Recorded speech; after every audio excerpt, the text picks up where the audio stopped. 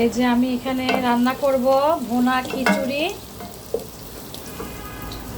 আমি চাল ঝরিয়ে রেখে দিয়েছি, এখানে পোলায়ের চাল দিয়ে করব।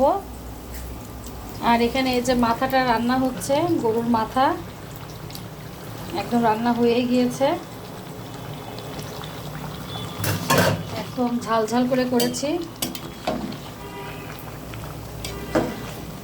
এই যে আস্ত রসুন দিয়ে, এই যে বড় বড় আস্ত রসুন দিয়ে আমি রান্না করেছি মাংসটা। তো এই রান্নাটা বেশ হয়ে গেছে। আর একটু আমি ভালো করে পানিটা একটু করে নিব, শুকিয়ে নিব, আর একটু ভুনা ভুনা করব। তো হতে থাক। আর আমার পেঁয়াজটা বেশ ভাজা ভাজা হয়ে গেছে, আমি চালগুলো এখন দিয়ে দিব, দিয়ে আমি চালটা ভেজে নিব।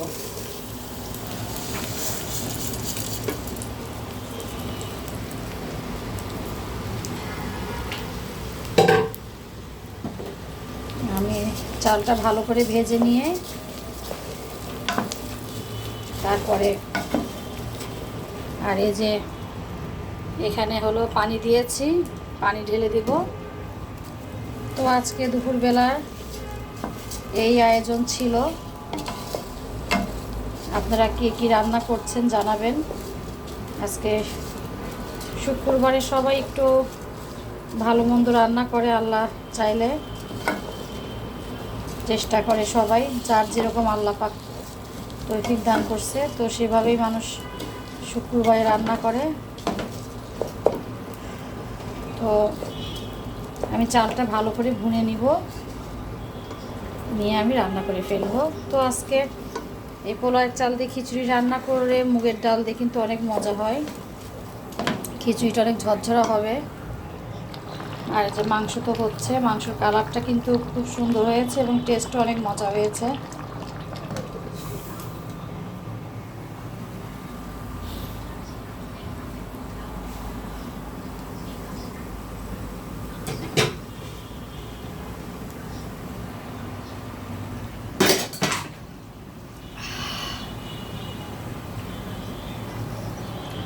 আর হলো এইদিকে আমি একটু চিকেনও রান্না করে রেখেছি,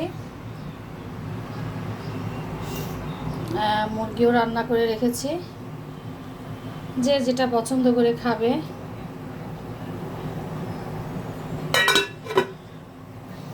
মাংসও হচ্ছে। আর এই যে চালটা ভালো করে ভেজে নিব, পানিটা গরম হলেই আমি পানিটা দিয়ে দিব। পানিটা আমার এখনও ফোটে নাই, তো দেরি হবে আর কিছুক্ষণ।